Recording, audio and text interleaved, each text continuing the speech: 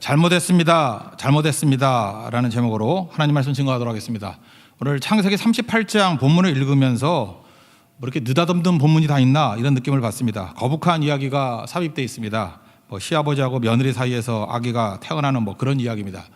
근데 원래 흐름을 보면은 요셉 이야기 내용 아닙니까? 37장이 요셉 이야기고 39장이 또 요셉 이야기인데 중간에 이게 끼어들었습니다. 약간 좀 엉뚱하다 이런 생각을 갖습니다. 그럼 이런 질문을 한번 해봤으면 좋겠어요. 왜 요셉 이야기 가운데 이렇게 거북한 유다 이야기가 삽입되어 있는가? 이유가 무엇이냐? 여기서 보이는 메시지가 뭐냐면 유다가 변화되었다. 그것을 설명하기 위해서 그렇습니다. 후에 보면은 유다의 역할이 굉장히 크거든요. 이 가족 간의 중재자 역할을 하고 또 유다가 요셉을 만날 때 희생자의 역할을 또 합니다. 거기다가 책임지는 역할, 베냐민을 두고 갈 때 내가 책임지겠다 하는 책임지는 역할까지 쭉 나옵니다. 그래서 실제로 영적 장자로서의 모습으로 변화가 되어 있습니다. 만약에 이 38장의 내용이 없다 그러면은 갑자기 유다가 왜 이렇게 변했어? 설명할 길이 없다라는 거예요. 그래서 유다가 변화된 이유가 무엇인가? 그것을 보여주기 위해서 38장 이 내용이 들어갔다고 생각을 합니다. 그러니까 변화의 과정, 변화의 배경이 무엇인지를 보여주고 있다는 것입니다. 38장은 또 다른 말로 하면 십자가장입니다. 여기서는 유다가 자기 자신이 죄인이라는 것을 철저히 깨닫고 자기 안에는 의가 없음을 깨닫습니다. 나는 죄인입니다. 나는 의가 없습니다. 그러니까 내가 살 길이 뭐예요? 구원해 주세요. 은혜가 필요한 존재. 그러니까 나는 의가 없으니까 또 다른 의가 필요하겠죠. 그걸 하나님의 의 또는 신약에서는 십자가의 의, 예수 그리스도의 의다 이렇게 얘기합니다. 그래서 십자가 붙드는 장면입니다. 신약의 표현에 의하면. 그래서 변화가 되었습니다. 우리도 마찬가지입니다. 은혜 붙들어야만 변화가 되고 믿음 붙들어야만 변화가 될 수 있다라는 것입니다. 오늘도 유다같이 우리 변화를 체험하는 우리 믿음의 신실한 종 되기를 바랍니다. 오늘 내용은 이렇습니다. 유다가 집을 떠나는 장면으로부터 시작이 됩니다. 그 앞부분에 보면 형제들이 요셉을 팔아 넘겼죠. 근데 요셉을 팔아 넘기는 것에 대해서 제안을 했던 사람이 누구냐? 그게 유다였습니다. 37장 26절을 보니까 우리가 우리 동생을 죽이고 그의 피를 덮어둔들 무엇이 유익할까? 그래서 이스마엘 상인에게 팔자 이렇게 제안했던 게 유다였다라는 것입니다. 그리고 아버지에게 속이죠. 짐승에게 죽었다 속이고 이렇게 피 묻은 옷을 갖다 줍니다. 아버지가 위로받지 못하고 시금 전폐하고 그렇습니다. 이때 유다의 마음 가운데 무슨 마음이 들었겠습니까? 엄청난 죄책감이 있었겠죠. 마음이 힘듭니다. 형제들 사이에서 죄책감 때문에 서로 침묵하기로 하고 우울무드에 빠지게 되고 형제들끼리도 얼굴을 쳐다볼 때 괜히 어색했을 거라고 생각을 합니다. 유다는 양심적인 사람이었던 것 같아요. 도저히 못 견디겠다는 거예요. 이놈의 집안에서 더 못 있겠다. 이 어색한 분위기 더 못 견디겠다. 속된 말로 하면 이 집구석을 떠나자. 그래서 집을 떠나게 되었다는 것입니다. 그래서 오늘 1절을 보니까 집을 떠났다라고 표현하지 않고 그 형제들을 떠났다. 형제들로부터 떠났다 이런 표현을 씁니다. 1절을 한번 읽겠습니다. 시작. 그 후에 유다가 자기 형제들로부터 떠나 내려가서 아둘람 사람 히라와 가까이 하니라. 그러니까 집 밖에 답이 있다 이런 생각을 한 거죠. 그래서 상당히 탕자의 모습과 유사합니다. 이 지옥 같은 집에서 못 있겠다. 동생 팔아넘기고 죽이려고 했던 자기도 그렇지만 그 형제들 얼굴 쳐다보기에 민망해서 못 견디겠다. 그리고 집을 뛰쳐나가 버립니다. 그러고 난 다음에 사사기 같은 인생을 살죠. 자기 멋대로 인생을 삽니다. 믿음 밖의 인생을 삽니다.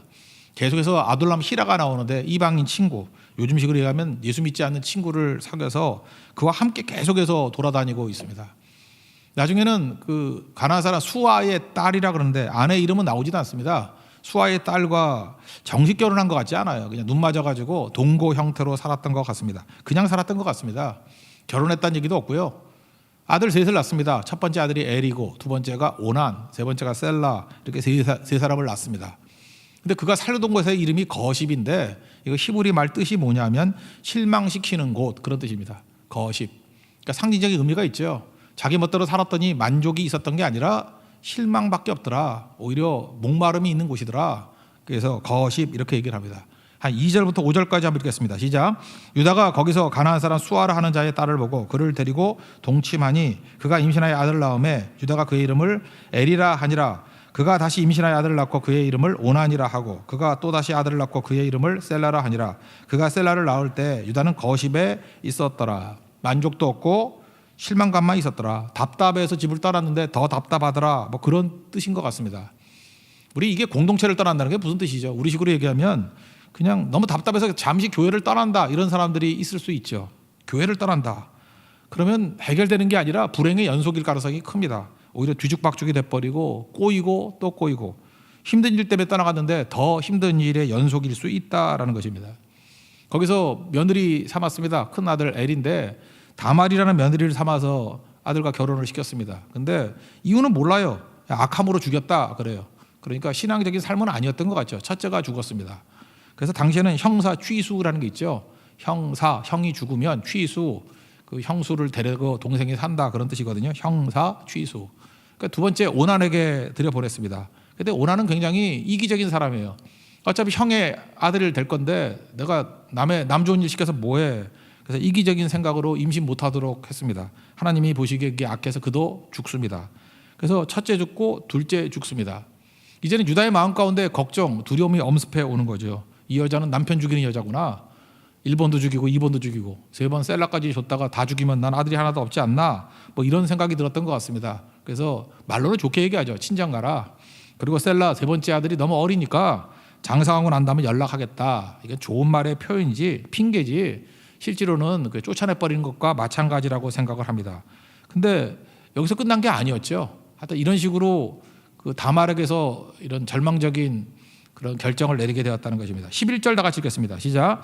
유다가 그의 며느리 다말에게 이르되 수절하고 내 아버지 집에 있어 내 아들 셀라가 장성하기를 기다리려 하니 셀라도 그 형들 같이 죽을까 염려함이라. 다말이 가서 그의 아버지 집에 있으니라. 그러고 난 다음에 설상가상으로 얼마 있다가 자기 아내 수아의 딸 아내도 죽습니다. 12절에 나오죠.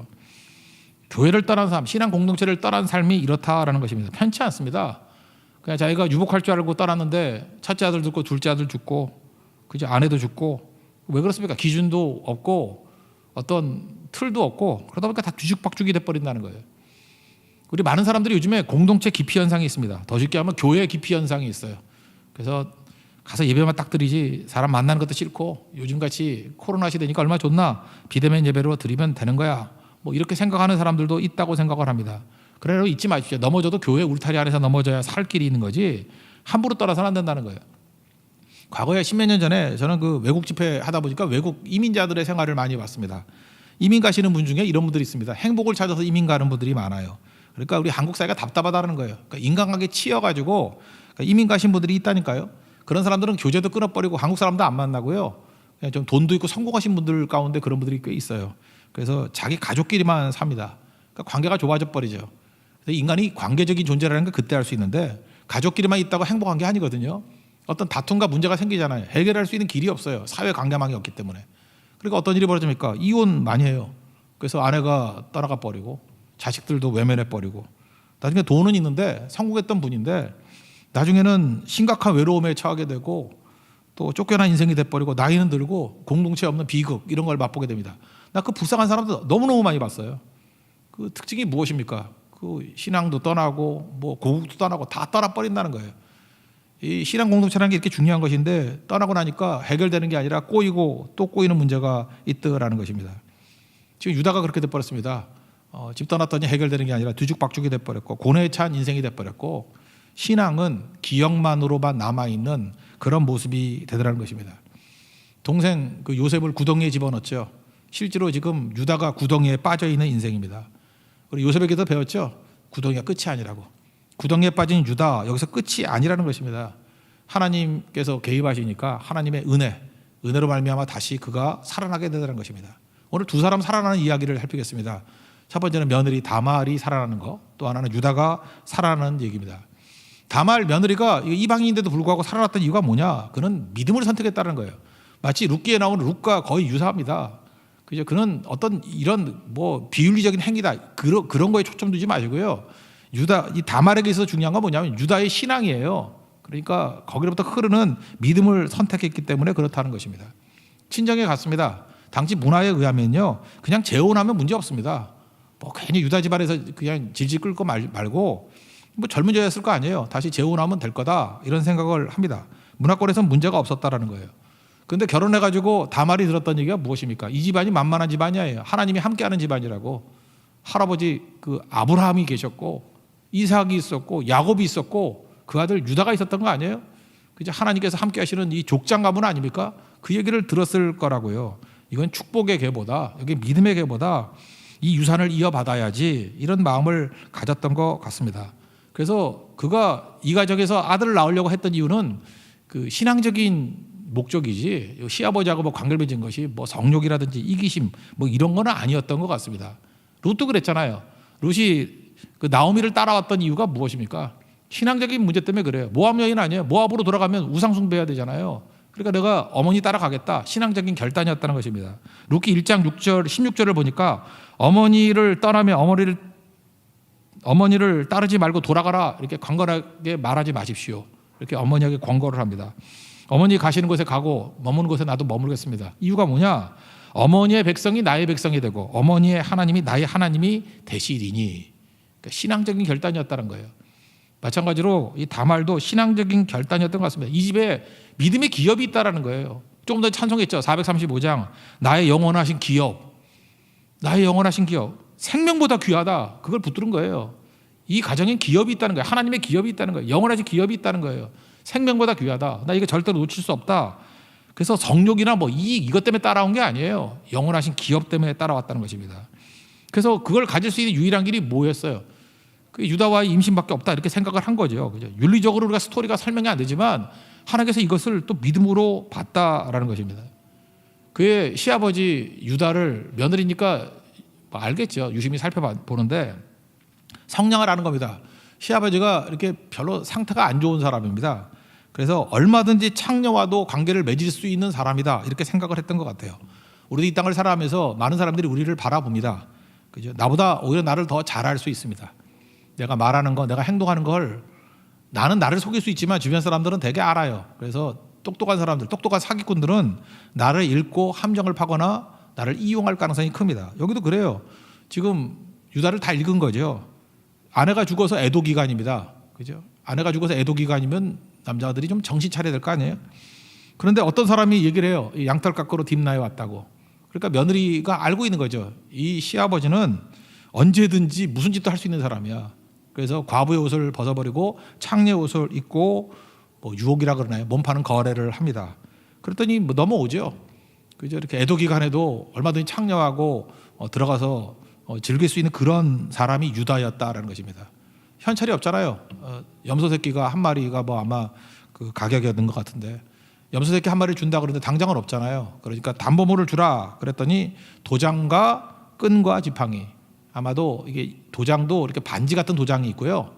또 하나는 목에 거는 도장이 있으니까 아마 도장에 끈이 있다는 건 목에 거는 도장이었던 것 같아요. 그리고 지팡이. 당시로서는 신분증 같은 역할을 했던 겁니다. 그거 맡기고 그저 이렇게 잠자리를 합니다. 근데 덜컥 임신을 했네요. 원래 이럴 때 임신이 되는 겁니다. 예. 18절 다 같이 읽겠습니다. 시작. 유다가 이르되 무슨 담보물을 내게 주랴. 그가 이르되 당신의 도장과 그 끈과 당신의 손에 있는 지팡이로 하라. 유다가 그것들을 그에게 주고 그에게로 들어갔더니 그가 유다라 말미암아 임신하였더라. 그러고 난 다음에 이제 석 달 정도의 시간이 지나게 되었습니다. 이제 며느리가 친정에 가 있는데 임신했다는 소식을 들었어요. 그러니까 유다가 노발대발합니다. 펄펄 뛰면서 어디 행음하고 임신하느냐고. 보통 그럴 때 돌로 쳐 죽이는데 돌로 쳐가지고는 성에 차지라는 거예요. 그래서 불질러서 불살라 죽여버리라 이렇게 얘기를 합니다. 참 요즘에 그 내로남불이라는 말을 많이 쓰는데 유다 자기는 어때요? 더한 죄인임에도 불구하고 며느리의 모습에 대해서 길길이 뛰고 펄펄 뛰고 난리치지 않습니까? 우리가 그렇죠. 나의 죄에 대해서는 외면해버리고 다른 사람의 어떤 허물에 대해서는 펄펄 뛰고 그러는 게 우리 모습이라는 것입니다. 근데 이 참 다말이라는 여자는 굉장히 침착한 여자고 굉장히 지혜로운 여자인 것 같습니다. 그러더니 이렇게 얘기해요. 나를 이 물건 임자가 나를 임시시킨 남자입니다. 이렇게 얘기를 하면서 유다의 도장과 끈과 지팡이를 보여줍니다. 여기서 중요한 게 그거죠. 유다가 그걸 보자마자 더 이상 분노하거나 길길이 뛰지 아니하고 회개하죠. 당장 회개하죠. 그는 나보다 옳도다. 그러니까 내가 죄인이다 이거죠. 내가 죄인이다. 내 탓이다. 더 외면하지 않습니다. 그러고 난 다음에 임신하고 난 다음에 나중에 더 이상 그 며느리와도 관계를 맺지는 않아요. 쌍둥이를 낳죠. 베레스와 세라. 그래서 이 베레스가 예수님의 족보, 메시아의 족보에 해당되지 않습니까? 성경은요, 이 다말의 이 선택에 대해서 유다 가문에 머무는 선택이라고 얘기를 하고요. 그리고 이것은 믿음의 선택이라고 표현합니다.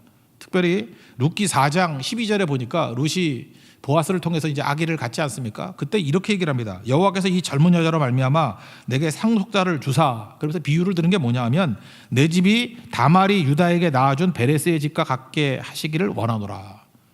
그러니까 다말을 통해서 베레스를 낳은 것을 하나님의 축복과 그것을 믿음의 행위로 이렇게 묘사하고 있잖아요.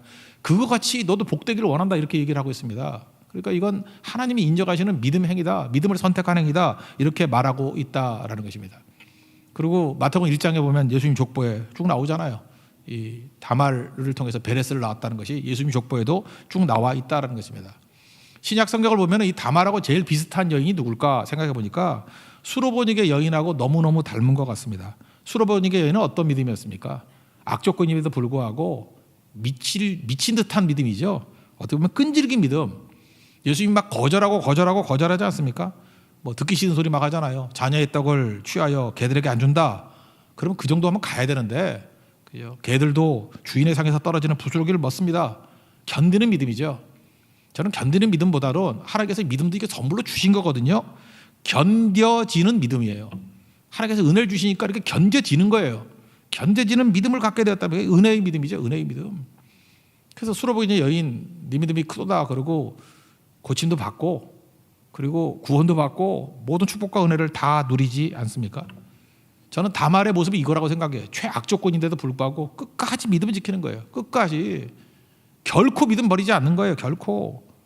그런 거 있죠. 그 never 하는 거 있죠. 결코 never 어떤 상황과 조건이라 할지라도 핑계대지 않냐고 결코 놓치지 않는 거. 어떤 사람 그런 사람이 있잖아요. 끈질긴 믿음의 사람. 저 사람은 하늘이 두 쪽이라도 절대로 부인 안 하고 믿음 저버릴 것 같지 않은 사람. 그 다말의 믿음이라는 거예요. 수로보닉의 여인의 믿음이라는 거예요. 그게 메시아의 조상을 낳는 어머니가 되었고 성경 도처에 계속해서 다말이 등장합니다. 다말. 이방 여인인데도 불구하고 다말이 등장을 해요. 여러분도 어느 순간이든지 끈질기게 믿음 붙들 수 있는 우리 다말과 같은 믿음의 사람 되기를 기원합니다. 이 마지막 때 우리가 가져야 될 믿음이 이거예요. 우리를 미혹하고 또 우리를 실족하게 하는 자들이 많거든요. 끝까지입니다. 끈질기게 믿음 붙들고 하나님 붙들고 나아갈 때 참된 구원이 있다라는 것입니다. 마태복음 24장 13절을 보니까 끝까지 견디는 자 그가 구원받는다 이렇게 얘기를 하고요. 히브리서 3장 14절 보니까 우리가 시작할 때 확신한 것을 끝까지 견고히 잡고 있으면 시작한 것을 끝까지 견고히 잡고 있으면 그리스도와 함께 참여한 자가 되리라. 천국에 참여한 자가 될 것이다. 천국 백성 된다 그런 얘기예요. 다말과 같이 어떤 조건 속에서 끝까지 우리 믿음 붙들고 승리하는 천국의 백성 되는 능력이 종들되기를 축원합니다.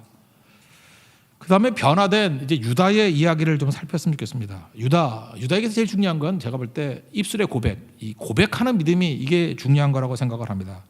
그는 자기 멋대로였습니다. 집이 너무 힘들다고 멋대로 떠나갔습니다. 그러니까 교회를 떠난 거나 마찬가지죠. 말씀을 떠난 거나 마찬가지죠. 이게 꼬이고 뒤죽박죽이 돼버렸다는 것입니다. 아내가 죽은 애도 기간인데도 불구하고 창녀를 찾아갔다가 그 다음에 단봉을 맡겼죠. 이거 뭐 진짜 쓰레기 같은 인생 아닙니까? 그리고 그거 찾아오라고 염소새끼 들고 자기 친구 계속 나와요. 아둘람의 히라를 또 보냅니다. 못 찾아왔어요. 동네 아무리 찾아봐도 그 동네에는 창녀가 없대요. 그럼 누구지? 근데 그때 뭐라고 제안하느냐 하면은 이렇게 얘기합니다. 남의 시선이 두렵다. 부끄럽다. 그러니까 남의 시선에 대해서 연연해 하고요. 또 하나는 야, 너 염소새끼 줘서 보냈는데 왜 못 찾았어? 그러고 우리 히라를 탓합니다. 그러니까 남의 시선, 남 탓하는 인생이었다는 거예요. 우리 유다의 나쁜 태도를 한번 봅시다. 23절 다 같이 읽겠습니다. 시작. 유다가 이르되 그로 그것을 가지게 두라. 우리가 부끄러움을 당할까 하노라. 내가 이 염소 새끼를 보냈으나 그대가 그를 찾지 못하였노라. 그러니까 유다는 이전까지 어떻게 살았습니까? 나로 살지 못하고 남으로 살았다라는 거예요.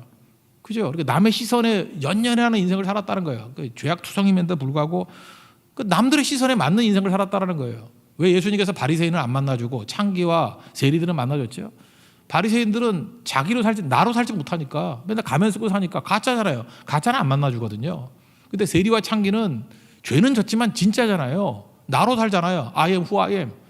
나로 살잖아요. 그러니까 주님 만나주시죠. 지금도 마찬가지예요. 신앙생활 오래 했음에도 불구하고 나는 하나님을 만난 적이 없어. 예수님을 제대로 만난 적이 없어. 남으로 살기 때문에 그래요. 남의 시선으로 살기 때문에 그래요. 나로 살면 만납니다. I am who I am. 나로 살아가면요 주님께서 만나주신다는 거예요.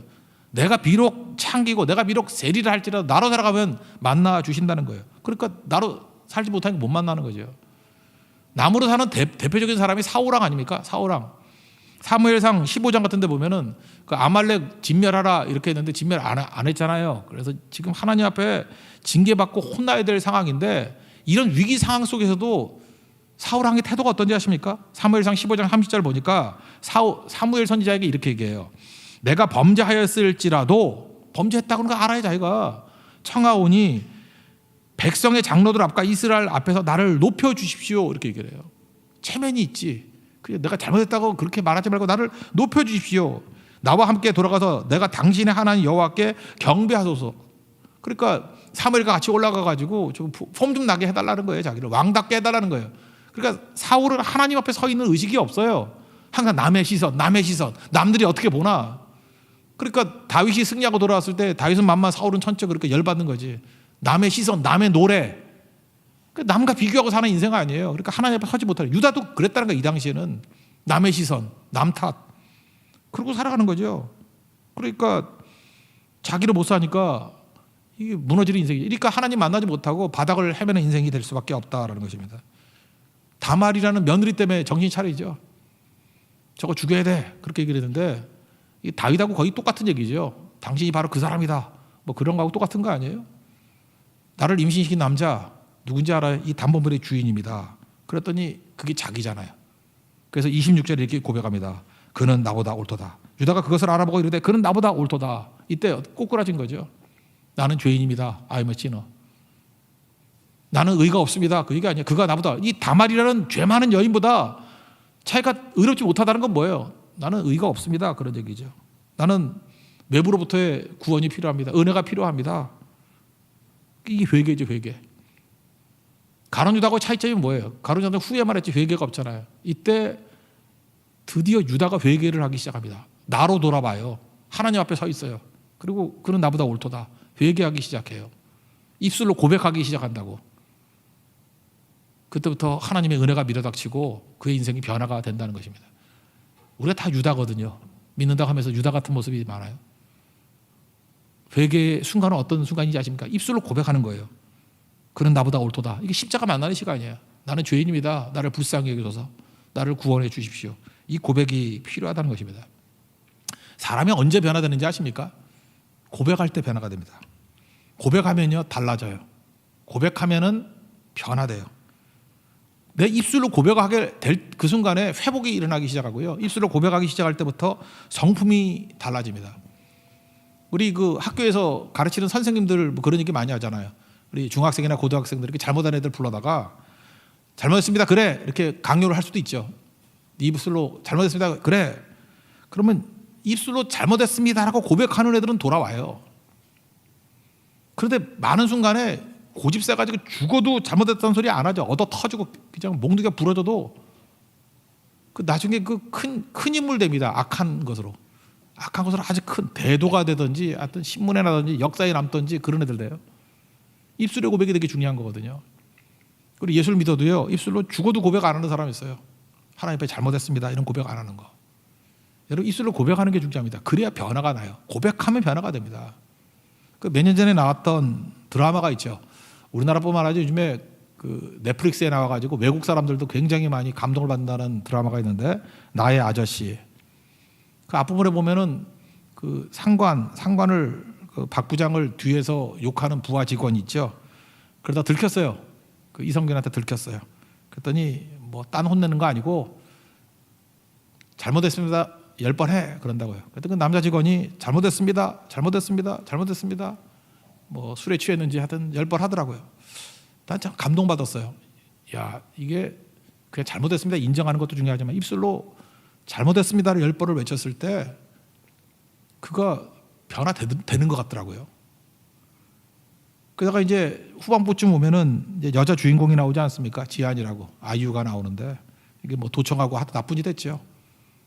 그때 그 얘기를 들었는지 자기도 똑같은 얘기를 하고 있는 거예요. 그죠? 걷다가 꼬꾸라져가지고 잘못했습니다. 10번 한다고요. 근데 거기서 느끼는 게 감동이 오는 게 뭐냐면 진짜 그가 변화되는 거거든요. 진짜거든요. 저는 드라마에 은혜 받아가지고 기도할 때 저도 이렇게 했어요. 회개가 잘 안 되고 할 때 그냥 하나님 앞에 처음 기도할 때 회개 기도할 때는 저도 잘못했습니다를 10번씩 잘못했습니다. 내가 목사로 잘못했습니다. 외식이 있었습니다. 잘못했습니다. 정말 심령이 무너지는 느낌을 받더라는 거예요. 제가 볼 때 이 작가가 이게 뭐 예수를 믿는 분인지 안 믿는 분인지 모르지만 고백의 능력이 뭔지를 아는 것 같아요. 이거 드러나잖아요. 입술로 고백하는 거예요. 잘못했습니다. 우리 기도할 때 그게 필요해. 잘못했습니다. 그때 무너진다고 해요. 전달이 잘 안 된 것 같으니까 한번 그 장면 한번 봅시다. 한번 틀어주세요. 잘못했습니다. 10번 말해요.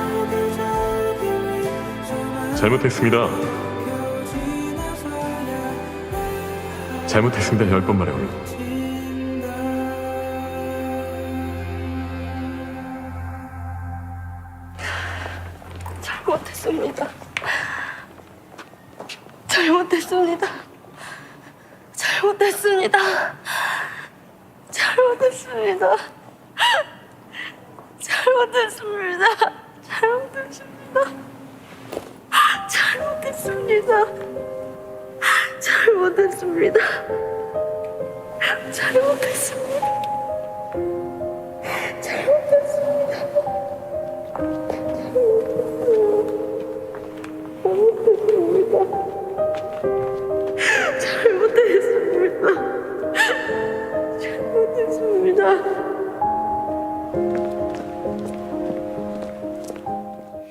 바로 이 장면이 유다가 변화된 장면입니다.